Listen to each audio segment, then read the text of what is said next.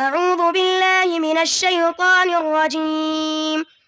بسم الله الرحمن الرحيم. وتعالى لقد كان لكم في رسول الله اسوة حسنہ. محترم و معزز علماء کرام، عمائدین جماعت و جمعیت، محترم حاضرین و حاضرات، الحمدللہ اللہ کے فضل و کرم سے ایک دینی اور علمی محفل میں ہم سب اکٹھا ہیں. اللہ سے دعا ہے کہ جن نیک مقاصد کے خاطر اس طرح کی مجلسیں رکھی جاتی ہیں، اللہ اس میں ہم سب کو اخلاص عطا فرمائے، اور جو بھی باتیں ہم یہاں سنیں اللہ ہم سب کو توفیق دے کہ ہم ان باتوں کو غور سے سنیں، انہیں یاد رکھنے کی کوشش کریں، عملی جامہ پہنائیں اور انہی باتوں کو دوسروں تک بھی پہنچائیں. محترم حاضرین، میں نے آیت کریمہ پڑھی. اللہ سبحانہ و تعالیٰ ارشاد فرماتے ہیں تحقیق کی جناب محمد الرسول اللہ صلی اللہ علیہ وسلم کی زندگی میں تم سب کے لیے نمونہ ہے. پھر اللہ تعالیٰ نے کہا کہ جو آدمی آخرت کے دن پر اور اسی طرح اللہ تبارک و تعالیٰ کی ذات سے اور آخرت کی دن سے خیر کی امید رکھتا ہے اور اللہ کا بکثرت تذکرہ کرتا ہے، اسے یاد کرتا ہے، یہ آدمی جناب محمد الرسول اللہ صلی اللہ علیہ وسلم کی زندگی کو اسوہ اور نمونہ ضرور سمجھے گا. بات اگر آپ علیہ الصلوۃ والسلام کی زندگی کی کریں تو یہ بات ہم نے بارہا سنی ہے کہ نبی صلی اللہ علیہ وسلم جو انسانیت کا پیغام لے کر آئے تھے، حقیقت میں وہ رحمت پر مبنی تھا. آپ علیہ الصلوۃ والسلام نے ایک ایسے معاشرے کو روشنی دکھائی جو اندھیروں میں ڈوبا ہوا تھا. بلکہ آپ دیکھیں کہ اللہ کے نبی نے کیسے ان کے اندر مزاج کو اور ان کی عادتوں کو بدلا کہ وہ بدبختوں سے ایسے بن گئے کہ وہ اللہ تعالیٰ کے پیارے بن گئے. اس لیے اللہ تعالیٰ نے آپ علیہ الصلوۃ والسلام کی تعریف کرتے ہوئے کہا وما ارسلناک الا رحمۃ للعالمین، کہ نبی ہم نے آپ کو ساری کائنات کے لیے رحمت بنا کر بھیجا ہے. آپ علیہ الصلوۃ والسلام کے اقوال ہو یا آپ کے افعال ہو یا آپ صلی اللہ علیہ وسلم کے سامنے کی گئی تقریرات ہو، آپ دیکھیں کہ آپ علیہ الصلوۃ والسلام نے ایک ایسا منہج، ایک ایسا طریقہ اور آپ کی زندگی سے ثابت شدہ ایک ایسا جینے کا طریقہ آپ نے چھوڑا جو حقیقت میں اللہ تبارک و تعالیٰ کی مراقبت پر ہمیں ابھارتا ہے کہ انسان اس بات کو جان لے کہ اللہ اسے دیکھ رہا ہے. اور جو آدمی اللہ تعالیٰ سے خیر کی امید رکھتا ہے، آخرت کے دن کی کامیابی کی امید رکھتا ہے، وہ ضرور جناب محمد الرسول اللہ صلی اللہ علیہ وسلم کے اخلاق کو اپنانا چاہے گا. آپ کے جو اخلاق تھے یہ وہ اخلاق نہیں تھے جیسے کہ دور حاضر کے اندر مغربی تہذیب نے اخلاق کے نام پر ہمیں ایک کتاب بتا دی، ایک کتاب سب کے سامنے تھما دی. وہ اخلاق جو ذاتی مصلحتوں، وہ اخلاق جو سیاسی مزاجوں کی بنیاد پر ہوتے ہیں. اللہ وہاں فرمائے دور حاضر کے اندر جو بہت ساری مصیبتیں مسلمانوں کے اندر آئی ہیں، ان کے اندر ایک مصیبت یہ بھی ہے کہ ہم نے مغربی اخلاق کو ایسے اپنایا کہ اخلاق انسان کے اندر ذاتی بن گئے. جہاں اسے فائدہ نظر آئے وہ اخلاق مند بن جاتا ہے، جہاں اسے پیسہ نظر آئے وہ متواضع بن جاتا ہے، جہاں اسے عہدہ مل جائے متقی پرہیزگار اتحاد والا بن جاتا ہے، جہاں اس سے دنیا اس کا نام چھن جائے وہ عدو اللدود بن جاتا ہے، وہ لوگوں کا دشمن اور کیا ہے لوگوں کے لیے مصیبت زدہ بن جاتا ہے. محترم حاضرین، آپ اگر جناب محمد رسول اللہ صلی اللہ علیہ وسلم کی زندگی کو دیکھیں، آپ نے یہ صاف پیغام دیا. آپ نے کہا انما بعثت لاتمم مکارم الاخلاق وفی روایہ صالح الاخلاق، کہ آپ نے کہا کہ مجھے بھیجا اس لیے گیا ہے تاکہ جو اخلاق کا بلند پیمانہ ہو سکتا ہے میں اسے تمہارے سامنے پیش کر دوں، میں اسے مکمل کر دوں. آپ اگر جناب محمد رسول اللہ صلی اللہ علیہ وسلم کی زندگی کو غور سے پڑھیں گے تو ایک بات آپ کو سمجھ میں آئے گی کہ آپ نے آدھی صدی تقریباً 50 سالہ زندگی مکہ میں دشمنوں کے درمیان گزاری. مشرکین مکہ تھے، ان کی عادتیں تھیں، ان کے اخلاق تھی. آپ علیہ الصلوۃ والسلام جب تک مکہ میں تھے تب بھی دشمنوں کے درمیان تھے. جب آپ مدینہ پہنچے وہاں آپ کو یہود ملے، وہاں منافقوں سے آپ علیہ الصلوۃ والسلام کا مقابلہ ہوا. آپ دیکھیں یہی مشرکین، یہی یہود، یہی نصارہ اپنی زندگی کے آخری لمحے تک آپ سے لڑتے رہے، آپ علیہ الصلوۃ والسلام سے جنگ کرتے رہے، مگر ان میں سے کسی نے بھی آپ کے اخلاق پر انگلی نہیں اٹھائی. بڑی تعجب کی بات ہے کہ جو آپ سے لڑ رہا ہے، جس کے خاطر وہ اپنے اولاد کو قربان کر رہا ہے، آپ سے لڑائی کے خاطر وہ اپنا مال برباد کر رہا ہے، آپ کا سب سے بڑا دشمن ہے، لیکن جب بات اخلاق کی جائے کسی نے آپ پر انگلی نہیں اٹھائی. محترم حاضرین، اللہ کے نبی علیہ الصلوۃ والسلام کی زندگی یہ دوہری زندگی نہیں تھی. آپ کے جو اخلاق گھر میں تھے گھر کے باہر بھی وہی اخلاق تھے. جائیے وقت سے بڑے بڑے لوگوں کو دیکھیے کہ اکثر کو آپ کہتے سنیں گے کہ ان لوگوں نے گھروں کے اندر جو اخلاق اپنائے معاشرے کے اندر وہ ایسے نہیں ہیں. معاشرے کے اندر ان کا کالر سفید ہے، گھر کے اندر فرعون ہو جلاد ہو اس سے فرق نہیں پڑتا، لیکن جب آپ علیہ الصلوۃ والسلام کی زندگی دیکھیں گے، اللہ کے نبی صلی اللہ علیہ وسلم کو اللہ تعالیٰ نے بیک وقت 9 بیویاں عطا کی تھی۔ آپ علیہ الصلوۃ والسلام اپنے اخلاق ان کے سامنے صرف ظاہر نہیں کرتے بلکہ انہیں ابھارتے بھی، اور کہتے کہ گھر کے اندر جو دیکھنا اسے لوگوں کے سامنے تم بیان کرنا، کیونکہ آپ علیہ الصلوۃ والسلام کے اخلاق یہ شیشے کے جیسے تھے جو سب کے سامنے ایک ہی طرح کا مزاج بیان کرتا ہے۔ محترم حاضرین، آپ علیہ الصلوۃ والسلام کے اخلاق تو اتنے اعلیٰ تھے، اگر کوئی آدمی صرف اپنی زندگی پر غور کرے، آپ علیہ الصلوۃ والسلام کے بارے میں وہ جتنا جانتا ہے، آپ کی شخصیت، آپ کے صفات جتنا وہ جانتا ہے، ہو سکتا ہے کہ اپنے سگے باپ کے بارے میں اسے اتنا نہ پتا ہو جتنا ایک ایمان والے کو اللہ کے نبی کے بارے میں پتا ہے۔ یقیناً یہ آپ کے اخلاق کی مقبولیت کی دلیل تھی۔ محترم حاضرین، یہی وجہ تھی کہ صحابہ نے آپ علیہ الصلوۃ والسلام کی زندگی کے ہر لمحے کو ہمارے سامنے کھول کر رکھ دیا، بتا دیا کہ آپ کیسے اٹھا کرتے، آپ کیسے بیٹھا کرتے، کیسے سویا کرتے، کس طرح مسکرایا کرتے، آپ غسل وضو کیسے کرتے، کھانا اور پانی کیسے کرتے، یہاں تک کہ آپ کا مبارک جسم کیسا تھا۔ آپ علیہ الصلوۃ والسلام کی زندگی کے ہر لمحے کو صحابہ اکرام نے لوگوں کے سامنے بیان کر کے رکھ دیا۔ محترم حاضرین، دور حاضر کا وہ دور ہے جہاں لوگوں نے اخلاق کو اپنی زندگی سے دور کر دیا۔ کچھ لوگ عقیدے کے نام پر اخلاق سے دور ہو گئے، کچھ لوگ عبادتوں کے نام پر اخلاق سے دور ہو گئے، اور کچھ لوگوں نے اگر اخلاق اپنائے بھی تو مغربی تہذیب کے اخلاق کو اپنا لیا۔ بات اگر اسلامی اخلاق کی کریں تو جائیں ان سے پوچھیں جو کبھی مسلمانوں کے اخلاق کی تعریف کیا کرتے۔ آج لوگ سوال کرتے ہیں کیا سچ میں یہ مسلمان ہیں؟ کہاں ان کے پاس وہ وفاداریاں ہیں، کہاں وہ امانتیں ہیں، کہاں وہ سچائیاں ہیں جس کے بارے میں خود مسلمان اپنی تعریفیں کیا کرتے ہیں۔ محترم حاضرین، یاد رکھیں کہ اللہ نے ہمیں اخلاق کے اپنانے کا حکم دیا ہے، اور یہ بات ہم سب جانتے ہیں کہ اللہ انسان کو اسی چیز کا مکلف کرتا ہے جس کی طاقت اس کے پاس ہے۔ اگر اللہ نے ہمیں نبی صلی اللہ علیہ وسلم کے اخلاق کو اپنانے کا حکم دیا ہے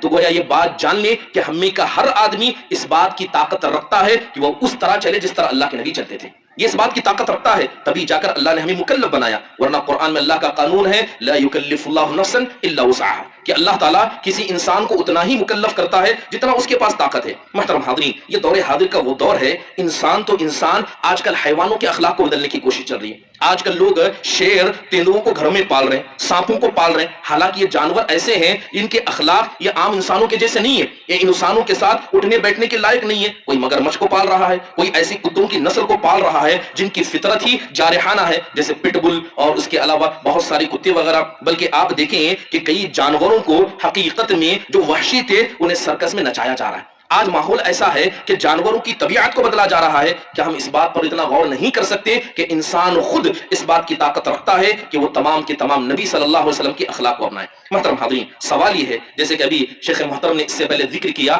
کہ آخرکار انسان اچھے اخلاق کیوں اپنائے؟ جیسے اچھے اخلاق انسان کو اپنانا چاہیے کیونکہ یہ عبادت کا حصہ ہے، اور سب سے اہم بات یہ ہے کہ انسان کسی دوسرے کو دکھانے کی کوشش نہ کرے۔ اخلاق مند بنے تو اللہ سبحانہ و تعالیٰ کے لیے بنے، اللہ کے لیے نماز پڑھتا ہے، روزہ رکھتا ہے، عقیدے کی اصلاح کرتا ہے، عبادتوں میں اچھا ہے، منہیات سے بچتا ہے، تو اخلاق بھی اس کے کس کے لیے ہونے چاہیے؟ صرف اللہ تبارک و تعالیٰ کے لیے ہونی چاہیے۔ اس لیے اللہ کے نبی نے جب احسان کا تذکرہ کیا گیا، احسان کے بارے میں آپ نے کہا کہ اللہ کی عبادت ایسے کرو جیسے کہ تم اللہ کو اپنی نگاہوں کے سامنے دیکھ رہے ہو۔ اگر اتنا تصور نہیں پیدا کر سکتے تو اتنا پیدا کر لو کہ اللہ تبارک و تعالیٰ تمہیں دیکھ رہا ہے۔ محترم حاضرین، جن لوگوں نے اخلاق کو اپنے پسے کشت ڈال دیا، پیچھے چھوڑ دیا، یاد رکھیے حقیقت میں وہ ایسے گناہوں کو انجام دے گا جس کی خطرناکی اسے پتہ بھی نہیں چلے گی۔ خود صحابہ کے زمانے میں آپ اگر صحابہ کے زمانے میں دیکھیں کہ صحابہ تابعیوں کے بعض اخلاق کے بارے میں کیسا گمان رکھتے تھے، اللہ ہی بہتر جانتا ہے کہ اگر صحابہ میں سے کسی نے آج مسلمانوں کے اخلاق دیکھ لیے ہوتے وہ کیا اپنی بات کو کہتے۔ بڑا مشہور قصہ ہے، صحابہ میں ایک صحابی نے کہا کہ انکم لتعملون اعمالا، تابعیوں سے مخاطب ہو کے کہتے ہیں کہ حقیقت میں اے تابعیوں کی جماعت، میں کچھ ایسے کاموں کو تمہیں کرتا ہوا دیکھتا ہوں جو تمہاری نگاہوں میں بال سے زیادہ باریک ہیں، جبکہ خود انہی چھوٹے گناہوں کو جنہیں تم چھوٹا سمجھتے ہو ہم اللہ کے نبی صلی اللہ علیہ وسلم کے زمانے میں ہلاک کرنے والے گناہ سمجھا کرتے تھے۔ محترم حاضرین، حضرت عبداللہ بن مسعود نے ایک معیار طے کر دیا، معیار طے کر کے کہا کہ حقیقت میں ایک ایمان والا، ایک مومن گناہوں کو کس طرح دیکھتا ہے اور ایک فاسق اور فاجر اور منافق کیسے دیکھتا ہے۔ کہا کہ ان المؤمن یرى ذنوبه، ایک مومن اپنے گناہوں کو ایسے بھاپتا ہے، ایسے دیکھتا ہے جیسے وہ پہاڑ کے نیچے بیٹھا ہے، اسے ڈر ہے کہ پہاڑ اب گر جائے کہ تب گر جائے، وہ اپنے گناہوں سے اس قدر ڈرا ہوتا ہے۔ جبکہ ایک منافق کا معاملہ کیا ہے، وہ گناہوں کے ساتھ ایسے برتاؤ کرتا ہے، اسے اتنا معمولی سمجھتا ہے کہ جیسے اس کے ناک پر مکھی آ کر بیٹھ جائے، ہاتھ سے اڑا دے، معاملہ ختم ہے۔ حضرت عبداللہ بن مسعود رضی اللہ عنہ نے یہ مومن اور منافق کی نشانی بتائی۔ محترم حاضرین، انسان اچھے اخلاق اپنائے کیونکہ جس طرح اس سے عقیدے کے بارے میں پوچھا جائے گا، جس طرح اسے عبادتوں کے بارے میں پوچھا جائے گا، اسے سوال اخلاق کے بارے میں بھی ہوگا۔ ابھی حدیث کا تذکرہ کیا گیا، حدیث مفلس کا، آپ دیکھیں کہ اس کے اندر عقیدے کا کوئی بگاڑ نہیں بتایا گیا، عبادتوں کے اندر اسے صحیح قرار دیا گیا، لیکن بات جب اخلاق کی آئی، حقوق العباد کی آئی، اسے ایسے کوتاہ دیکھا گیا کہ یہ کوتاہیاں اس کی نمازوں کو لے کر ڈوب گئی، یہ کوتاہیاں اس کے عقیدے کو ختم کر دی گیا، یہاں تک کہ وہ آدمی جہنم رسید ہو گیا۔ محترم حاضرین، اس لیے انسان کو ضروری ہے کہ انسان سب سے پہلے جب بات تربیت کے کرے تو اپنے نفس کی تربیت کرے۔ وہ مدرس ہی کیا، وہ معلم ہی کیا، جس نے اپنے شاگردوں کو تو سکھا دیا مگر اپنے نفس کی تربیت نہیں کر پایا، سب سے بڑا نقصان اٹھانے والا وہ انسان ہے۔ اس لیے حضرت عمر بن خطاب رضی اللہ عنہ کہا کرتے، حاسبوا انفسکم، کہ لوگوں سب سے پہلے اگر جائزہ لینا ہے، انالائز کرنا ہے، کسی کی پکڑ کرنا ہے، اپنے نفس کی پکڑ کرنا، اس لیے کہ ایک دن تمہاری پکڑ کی جائے گی۔ حضرت عمر بن خطاب رضی اللہ عنہ فرمایا کرتے، العاجز من عجز عن سیاست نفسه، کیا تمہیں پتا ہے کہ سب سے کمزور انسان کون ہے؟ سب سے کمزور انسان وہ ہے جو اپنے نفس کو کیا ہے، اصلاح نہ کر سکے، اپنے نفس کی سیاست نہ کر سکے۔ حضرت حسن بصری رحمہ اللہ کہا کرتے، قرآن کی آیت پڑھا کرتے کہ قسم ہے اس نفس کی جو نفس لوامہ ہے، لہذا اس کی قسم اللہ تبارک و تعالیٰ نے کھائی، تو اس کے بعد کہتے ہیں ان المؤمن لا تراه الا يلوم نفسه، کہتے ہیں کہ جب کسی تم مومن کو دیکھو گے تو یاد رکھنا کہ مومن ہمیشہ اپنے نفس کو ملامت کرتا ہوا پاؤ گے، اور حقیقت میں وہی ایمان والا ہے۔ بڑی مشہور کتاب امام بخاری رحمہ اللہ کی الادب المفرد، اس کے اندر حضرت ابن عباس رضی اللہ عنہ کا ایک قول نقل کیا گیا، وہ کہتے ہیں اذا اردت ان تذکر عیوب صاحبک فاذکر عیوب نفسک، کہتے ہیں کہ اگر تمہارے دل میں کبھی یہ ارادہ آ جائے کہ تم اپنے کسی ساتھی کی برائی کو یاد کر کے اسے لوگوں کے سامنے بیان کرنا چاہو تو سب سے پہلے اپنے عیب پر غور کرنا اور دیکھنا کہ اگر وہی تمہارا ساتھی تمہارے عیب کو لوگوں کے سامنے لائے گا تو تمہیں کیسے محسوس ہوگا، لہذا یہ احساس تمہیں دوسروں کے عیب سے روک دے گا۔ محترم حاضرین، حلیۃ الاولیاء کے اندر سفیان بن عوینہ رحمہ اللہ کا ایک قول ذکر کیا گیا، وہ کہتے ہیں الجہاد عشرہ، کہ جہاد 10 طریقے کا ہے، ایک جہاد دشمن سے لڑنا ہے تو باقی 9 جہاد انسان کا اپنے نفس سے لڑنا ہے۔ اسی طرح حلیۃ الاولیاء کے اندر بکر بن عبداللہ المزنی رحمہ اللہ کا ایک قول نقل کیا گیا، وہ کہتے ہیں کہ ان عرض لك ابلیس بان لك فضلا على احد من اہل الاسلام، کہ اگر تمہارے پاس شیطان آئے اور آ کر وسوسہ ڈالے، یہ نفس کی تربیت پر علماء کے اقوال ہیں، کہتے ہیں کہ اگر تمہارے پاس شیطان آئے اور آ کر دل میں وسوسہ ڈالے کہ یہ دیکھو یہ جو جا رہا ہے تم اس سے بہتر ہو، اس نے ایسے ایسے گناہ کیے تم نے وہ گناہ نہیں کیے، یاد رکھنا جب بھی شیطان اس طرح کا معاملہ تمہارے دل میں آ کر ڈالے تو اس آدمی کو دیکھنا اور اس بات کو یاد رکھنا، اگر وہ آدمی تم سے عمر میں بڑا ہے تو اپنے نفس میں کہو کہ وہ مجھ سے پہلے پیدا ہو چکا ہے اور مجھ سے پہلے اس نے کئی نیکیاں کی ہیں جو نیکیاں میں نے نہیں کی ہیں، اور اگر وہ جانے والا تم سے عمر میں چھوٹا ہے تو اپنے نفس میں کہو کہ اس سے پہلے میں پیدا ہوا، جتنے گناہ میں نے کیے ہیں اتنے گناہ اس نے نہیں کیے ہیں۔ لہذا جو آدمی اپنی نفس کی تربیت کرتا ہے، اپنے گناہوں کو، اپنی خطاؤں کو اور اپنی نیکی میں کی گئی کمی کو یاد رکھتا ہے، حقیقت میں یہی نفس کی تربیت ہے۔ سیر و اعلام النبلاء کے اندر ابن وہب بن منبہ رحمہ اللہ کا ایک قول نقل کیا گیا، وہ کہتے ہیں کہ میں نے اپنی نفس کی تربیت کرنا چاہا تو لہذا میں نے اللہ سے نظر مانی کہ اگر اس کے بعد کسی بھی انسان کی میں غیبت کروں گا میں ہر غیبت کے بدلے روزہ رکھوں گا، لہذا جب بھی ان سے غیبت ہو جاتی وہ روزہ رکھ لیتے۔ اب انہوں نے دیکھا کہ روزہ رکھنا ان کے لیے بڑا آسان تھا اور اسی بنیاد پر غیبت کر رہے تھے، لہذا انہوں نے دوسری نظر مانی اور نظر مانتے کہا کہ اگر اس کے بعد میں نے کسی کی غیبت کی تو میں 1 درہم اللہ کے راہ میں خرچ کروں گا، لہذا 1 درہم دینا بڑی بات تھی، تو لہذا کہتے ہیں کہ درہموں کی محبت اور اس کی قلت نے مجھے مجبور کر دیا کہ اس کے بعد میں کبھی کسی کی غیبت نہ کر سکوں۔ محترم حاضرین، یاد رکھیے سب سے بہترین انسان جو لوگوں کا محاسبہ کرتا ہے وہ ہے جو سب سے پہلے اپنے نفس کے ذریعے شروعات کرتا ہے۔ محترم حاضرین، یاد رکھیے اچھے اخلاق اگر انسان سیکھنا چاہتا ہے تو جس طرح اپنی کمیوں اور کوتاہیوں پر اپنے نفس کو توجہ کرے، اپنے نفس کو ابھارے، اسی طرح اسے غور کرنا چاہیے کہ اگر کسی غیر سے غلطیاں ہو جاتی ہیں تو ان کے لیے عذر تلاش کریں، ان کے لیے ہیلے بہانے نکالے، ہو سکتا ہے کہ اس نے گناہ اس لیے کیا ہو سکتا ہے کہ اسے پتہ نہ ہو۔ اس لیے حضرت عمر بن خطاب رضی اللہ عنہ کے زمانے میں دیکھیں کہ 18 ہجری کا وقت تھا، اس وقت عام الرمادہ تھا، یعنی اتنی گرمی، اتنی شدت، اتنا فقر و فاقہ حضرت عمر بن خطاب کے زمانے میں آ چکا تھا کہ زمین اس گرمی کی وجہ سے، قحط کی وجہ سے کالی ہو گئی تھی، لہذا اسے مانا گیا کہ یہ کیا ہے، دھول اور مٹی کی طرح ہے۔ تو حضرت عمر نے لوگوں کی حالتوں کو دیکھ کر یہ فیصلہ کیا کہ لوگوں کے پاس اتنی بھوک مری ہے کہ اگر کوئی آدمی ایسے حالت میں چوری بھی کرے گا میں اس پر حد نافذ نہیں کروں گا۔ حقیقت میں یہ شریعت کو باطل یا اس کے حد کو کاٹنا نہیں تھا بلکہ لوگوں کے لیے عذر تلاش کرنا تھا۔ کتنے لوگوں سے چوریاں ہوئی مگر حضرت عمر نے سب کو معاف فرمایا۔ محترم حاضرین، یاد رکھیے جناب محمد رسول اللہ صلی اللہ علیہ وسلم بھی غلطی کرنے والوں کے لیے عذر تلاش کیا کرتے۔ کیا وہ حدیث ہم نے نہیں سنی کہ آپ حضرت عائشہ رضی اللہ عنہا کے گھر میں موجود ہیں، دوسری عورت کی جانب سے ایک پیالہ آیا جس کے اندر اناج تھا، حضرت عائشہ رضی اللہ عنہا نے مارے غیرت کے اس کو ہاتھ مار کے توڑ دیا، اللہ کے نبی صلی اللہ علیہ وسلم دیکھ رہے ہیں، آپ نے بس 2 الفاظ کہے، آپ نے کہا غارت امکم کہ تمہاری مائیں تمہیں گم پائیں، اس کے علاوہ آپ نے کچھ نہیں کہا۔ وہ ٹوٹا پیالہ، اس کا اناج کو اکٹھا کیا، گھر سے دوسرا پیالہ منگایا اور آ کر آپ نے بھیج دیا۔ محترم حاضرین، یاد رکھیے جو آدمی اپنے نفس کا محاسبہ کرتا ہے، دوسروں کی غلطیوں پر ان کے لیے عذر تلاش کرتا ہے، حقیقت میں وہ آدمی اپنی نفس کی بہترین تربیت کر رہا ہے۔ محترم حاضرین، انسان کی جو طبیعت ہے، اگر انسان اپنی طبیعت پر دیکھے تو یاد رکھیں کہ ہر انسان چاہتا ہے کہ اس کی تعریف کی جائے، اس کی اچھائیاں بیان کیا جائے، لوگوں کے سامنے اس کا نام ہو۔ حقیقت میں یہ انسان کی فطرت کے اندر داخل ہے، لیکن سب سے بہترین انسان وہ ہے جو اسے بلند مقصد بنائے، وہ اپنے نام کو اپنے نام کے لیے نہیں بلکہ اللہ کی خوشنودی کے لیے اس کا استعمال کرے، وہ عبادت کرے، کام کرے لوگوں کو دکھانے کے لیے نہیں بلکہ اللہ کو خوش کرنے کے لیے۔ تو جس آدمی نے اپنی اس فطرت کو اللہ کی رضا کی طرف موڑ دیا، حقیقت بھی وہ آدمی اپنے نفس کی بہترین تربیت کرتا ہے۔ اس لیے قرآن میں اللہ نے انبیاء کا تذکرہ کیا کہ انبیاء آئے تو انہوں نے کہا انما نطعمکم لوجہ اللہ، کہ ہم نے جو کچھ تمہیں کہا، اللہ نے نیک لوگوں کا تذکرہ کرتے ہوئے کہا کہ جب ہم تمہیں کھلاتے ہیں تو ہم تم سے نہ جزا چاہتے ہیں نہ تم سے ہم شکریہ کا مطالبہ چاہتے ہیں، ہم نے یہ کام صرف اللہ کے لیے کیا ہے۔ ابن عساکر رحمہ اللہ نے تاریخ دمشق کے اندر مسلمہ بن عبد الملک رحمہ اللہ کا ایک تذکرہ کیا۔ کہا جاتا ہے کہ ملک شام یا کسی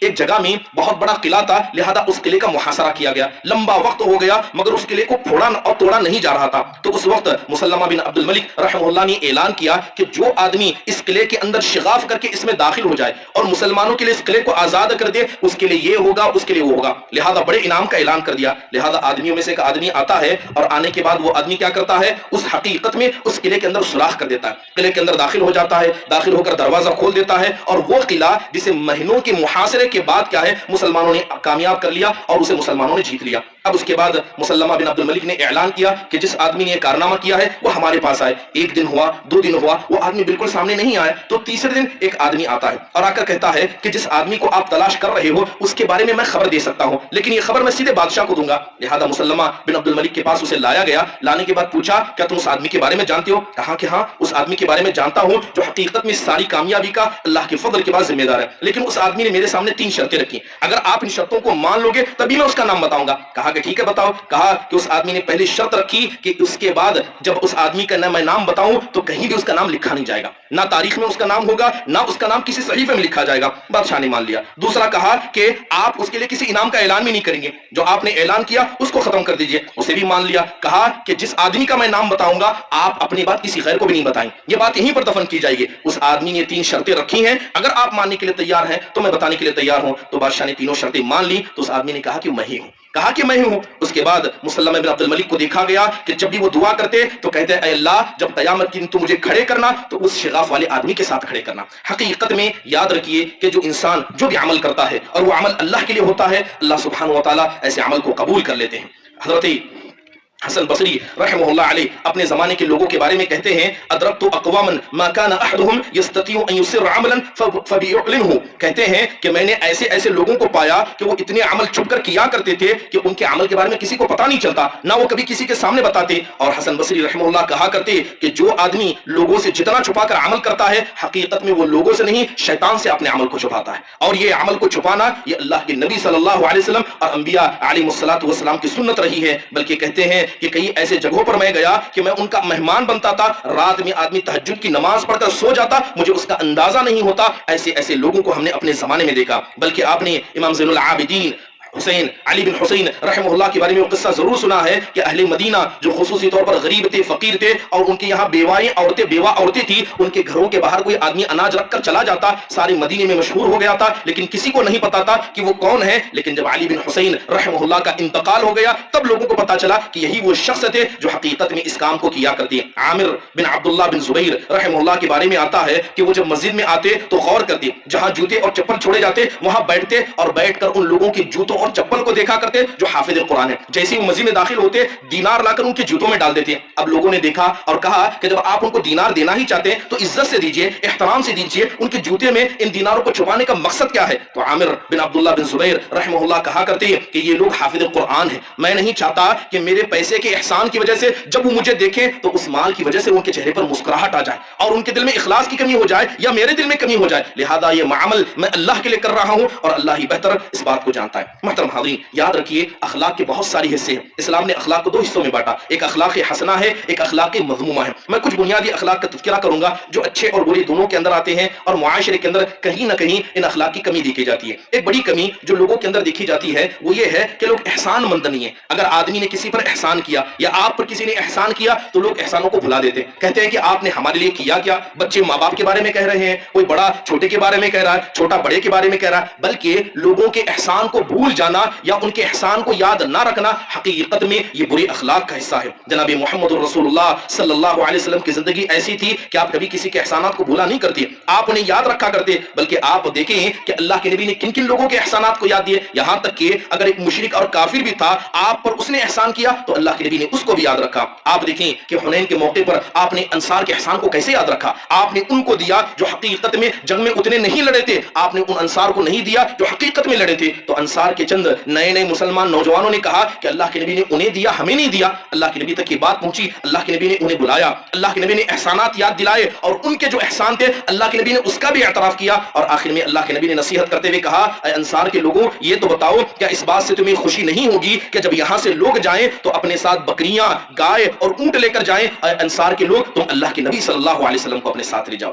کیا اس بات سے تمہیں خوشی نہیں ہوگی؟ آپ نے کہا کہ خدا کی قسم اگر سارے لوگ ایک وادی میں چلنے لگ جائیں اور انصار ایک وادی میں چلنے لگ جائیں تو میں انصار کی وادی میں جانا پسند کروں گا. بلکہ آپ نے یہاں تک کہا اگر ہجرت نہ ہوتی اے انصاریوں یاد رکھنا میں تم میں کا ایک فرد ہوتا. محترم حاضرین، حضرت خدیجہ بنت خویلد رضی اللہ عنہا کا انتقال ہو چکا تھا. اللہ کے نبی ان کے احسان کو یاد رکھتے. حضرت عائشہ کہتی ہیں کہ نبی کی زندہ بیویوں میں سے مجھے کسی بیوی سے اتنی غیرت محسوس نہیں ہوتی تھی جتنی اس بوڑھی اور مردہ خاتون سے ہوتی جو اپنی قبر میں جا چکی تھی. وہ کون تھی؟ حضرت خدیجہ بنت خویلد رضی اللہ عنہا تھی. غزوہ بدر کا موقع دیکھیں، اللہ کے نبی علیہ الصلوۃ والسلام ایک آدمی کو یاد کرتے جو مشرک تھا، مر گیا تھا، مگر آپ پر اس نے احسان کیا تھا. 70 قیدی پکڑے گئے. آپ نے کہا کہ وہ مطعم ابن عدی جس نے طائف سے لوٹنے کے بعد مجھ پر احسان کیا تھا، جس نے اپنی امان میں مکہ میں مجھے داخل کیا تھا، آپ کہتے ہیں کہ اگر وہ مطعم ابن عدی آج زندہ ہوتا اور ان مردہ لوگوں کے بارے میں سفارش کرتا میں ان سب کو چھوڑ دیتا. اللہ کے نبی علیہ الصلوۃ والسلام اس طرح احسان یاد رکھا کرتے ہیں. اللہ معاف فرمائے آج کا وہ دور ہے کہ لوگ احسان کو بھول جاتے ہیں. یاد رکھیے جو آدمی اللہ تبارک و تعالیٰ کے احسانات کو بھول جائے، نبی صلی اللہ علیہ وسلم کے احسانات کو بھول جائے، جن لوگوں نے آپ کو دین سکھایا، علم سکھایا، یا جن لوگوں نے آپ کی پرورش کی ان کے احسانات کو بھول جائیں، کیسے وہ آدمی عام لوگوں کے احسانات کو یاد رکھے گا؟ محترم حاضرین، اس کے علاوہ ایک بڑی خرابی جو عمومی طور پر آج لوگوں کے اندر اخلاق کے مسئلے میں دیکھی جاتی ہے کہ بہت سارے لوگ ایسے ہیں جو اپنی تعریف زیادہ کرنا پسند کرتے ہیں. آج دیکھا جاتا ہے ایک آدمی جب مجلس میں بیٹھتا ہے تو قصے بیان کرتا ہے کہ ہم نے یہ کیا، ہم نے وہ کیا، ہمارا خاندان ایسا ہے، ہمارے باپ دادا ایسے تھے، اس نے جو خبرات کیے، اس نے جو انجازات کیے، سب کو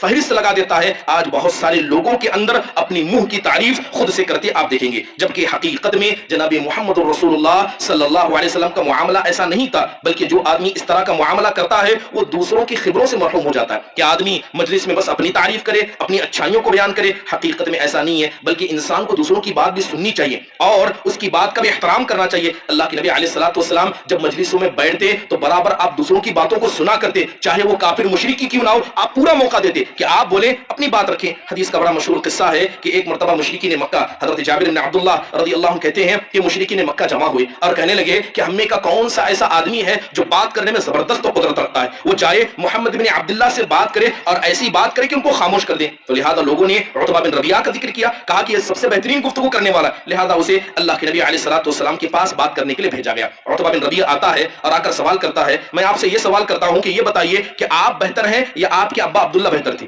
اللہ کے نبی صلی اللہ علیہ وسلم خاموش ہو گئے، آپ نے کوئی جواب نہیں دیا. اس نے کہا یہ بتائیے کہ آپ بہتر ہیں یا آپ کے دادا عبد المطلب بہتر تھی؟ اس پر بھی آپ خاموش ہو گئے، آپ نے کچھ جواب نہیں دیا. تب اس نے کہا کہ اگر آپ کو اپنے باپ دادا اپنے سے بہتر نظر آتے ہیں تو یاد رکھیے کہ آپ کے باپ دادا نے انہی بتوں کی عبادت کی ہے جنہیں آج آپ برا بھلا کہتے ہیں، انہی بتوں کی عبادت کی ہے. اس کے بعد وہ آگے بڑھ کر کہتا ہے کہ اگر آپ اپنے آپ کو بہتر سمجھتے ہیں تو بات رکھیے، ہم آپ کی بات سنیں گے. اس نے پوری لمبی گفتگو کی، اللہ کے نبی نے اس کی پوری بات سنی. اللہ کے نبی نے کہا فرخت، کیا اپنی بات سے تم ختم ہو گئے؟ کیا تمہاری بات مکمل ہو گئی؟ کہا کہ مکمل ہو گئی. تب اس کے بعد اللہ کے نبی صلی اللہ علیہ وسلم نے سورہ فصلت کی آیت کریمہ پڑھ کر سنائی. آپ نے قرآن کی آیتوں کے علاوہ کوئی اور بات نہیں کہی. محترم حاضرین، حقیقت میں جو برائیاں موجودہ دور کے اندر پائی جاتی ہیں ان میں سے اخلاقی برائیوں میں سے ایک بڑی برائی جو ہے لڑائی جھگڑا ہے. محترم حاضرین، آج لڑائی جھگڑا لوگوں کے اندر ایسے سرایت کر گیا ہے، چاہے وہ علمی حلقے ہوں، علماء کی مجلسیں ہوں یا عوام الناس کی مجلسیں ہوں، نہ لڑائی جھگڑے سے علمی حلقے محفوظ ہیں، نہ لڑائی جھگڑے سے اللہ کا گھر محفوظ ہے، نہ لڑائی جھگڑوں سے انسان کے عام گھر محفوظ ہے۔ حقیقت میں یہ لڑائی جھگڑا کرنا یہ اسلامی اخلاق کے منافی ہے، بلکہ اللہ کے نبی صلی اللہ علیہ وسلم نے جنت میں ایک گھر کا وعدہ کیا، کس آدمی کے لیے؟ جو آدمی حق پر ہے، اس کی بات صحیح ہے، تب بھی وہ لڑائی جھگڑے سے بچتے ہوئے اپنی بات کو روک لے اور اپنی زبان کو نہ کھولے۔ آپ نے کہا انا زعیم ببیت فی ربد الجنہ، کہ اس آدمی کے جنت میں ایک گھر کے لیے، جنت کے نچلے حصے میں یا جنت کے کنارے میں اس گھر کا وعدہ اور اس کی ذمہ داری اور ضمانت میں لیتا ہوں، جو آدمی حق پر رہنے کے بعد بھی صرف لڑائی سے بچتے ہوئے خاموش ہو جائے۔ محترم حاضرین، جو آدمی چاہے علم کے مسئلے میں ہو، چاہے دینی خدمت کے مسئلے میں ہو یا دنیا کے کسی مسئلے میں لڑائی جھگڑے کے دروازے کو کھولتا ہے، یاد رکھیے لڑائی جھگڑے چاہے حق ہی کی بنیاد پر کیوں نہ ہو، یہ دلوں کو برباد کر دیتے ہیں۔ لڑائی جھگڑے دوستیوں کو توڑ دیتے ہیں، انسان کے دل میں نفرت کو بھر دیتے ہیں، بلکہ اکثر لڑائی جھگڑے وقت کی بربادی کے علاوہ کوئی سامان نہیں لے آتے۔ محترم حاضرین، آپ دیکھیں علمی حلقوں کی بات کریں، اللہ رحم فرمائے، بہت سارے لوگوں کے اندر اس طرح کا مزاج دیکھا گیا کہ اختلافی مسائل کو لینا، وہ اختلافی مسائل جس میں جی تو بات چل رہی تھی کہ بہت سارے لوگ جو علمی حلقات میں بحث و مباحثہ کی مجلسیں کھول دیتے ہیں، وہ سمجھتے ہیں کہ علمی مرحلے میں یا علمی انداز سے گفتگو کرنا اور علمی مسئلے میں بحث و مباحثہ کرنا حقیقت میں یہ دعوت ہے، حقیقت میں نیکی کا کام ہے، یا عبادت ہے یا علم کا طریقہ ہے۔ لیکن جان لیں کہ اگر علمی مسئلے پر بھی انسان لڑائی جھگڑے کرنے لگ جائے اور خصومات یا